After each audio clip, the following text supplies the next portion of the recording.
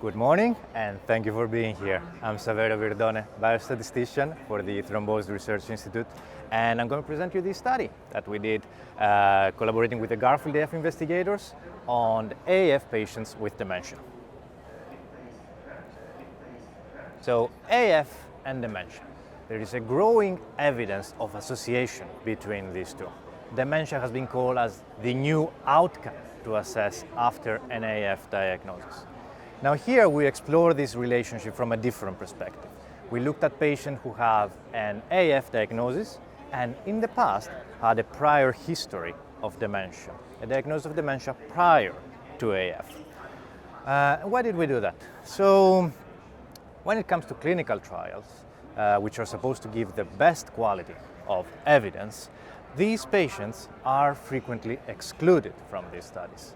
And why is that? Well, they pose therapeutic challenges, treatment compliance, fear of hemorrhagic complication. However, research is needed to provide the best quality evidence care and to avoid underuse of treatment in this vulnerable population.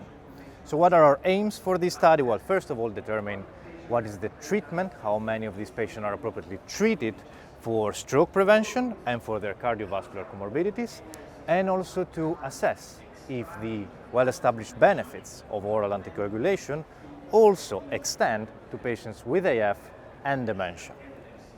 Now, how did we do that? We did that with GARFIELD-AF. What's GARFIELD-AF? GARFIELD-AF is the largest prospective registry of newly diagnosed AF patients.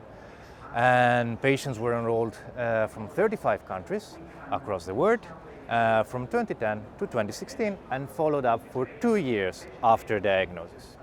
Now here we're exploring one of the main strengths of the GARFIELD-AF registry, the fact that it has no strict inclusion criteria.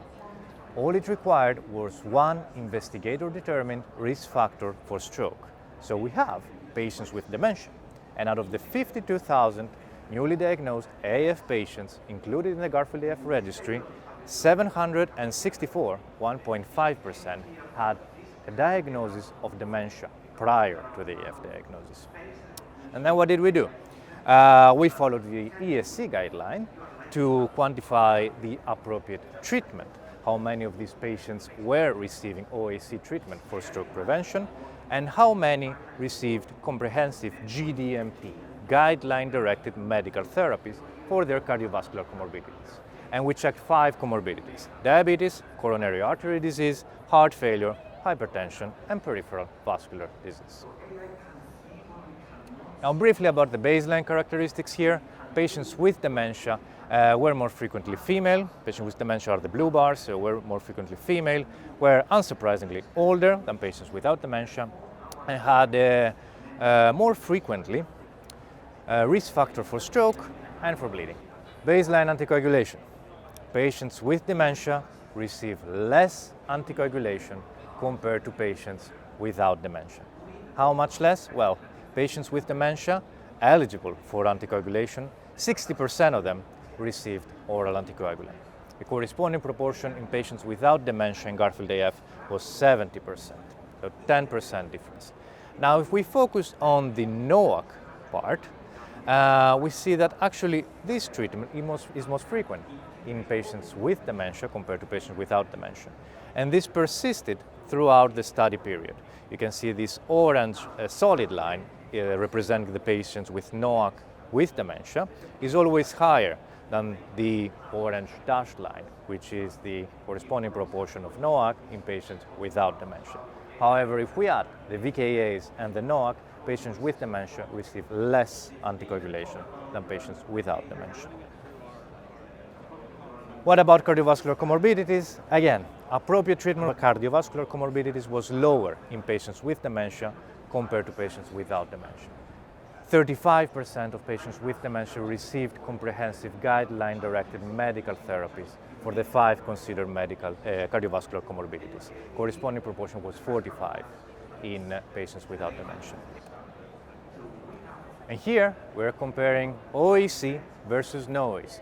Now what's happening in the upper part of the forest plot, you already know. In patients without dementia who were anticoagulated, we see a decreased risk of all-cause mortality and of non-hemorrhagic stroke. Now, what happens in patients with dementia? We also see a reduction, a 30% reduction in the risk of all-cause mortality in patients who received oral anticoagulation compared to patients who did not receive oral anticoagulation. So to conclude, patients with dementia, unsurprisingly, are at high risk of stroke and of bleeding. But they are substantially undertreated. They are undertreated for AF, for stroke reduction. 40% did not receive oral anticoagulants, and they are undertreated for their cardiovascular comorbidities. 65% were not receiving comprehensive treatment for their cardiovascular comorbidities. Now, in this study, we have many limitations. We don't know the type of dementia. Was it Alzheimer? Was it vascular dementia? We don't know the severity, and we don't know how much time passed from the dementia diagnosis till the AF diagnosis. But despite all these limitations, this study can help us answer an important question. Should patients with dementia be denied the benefits of oral anticoagulation? Well, according to this study, it suggests no. Thank you for your attention.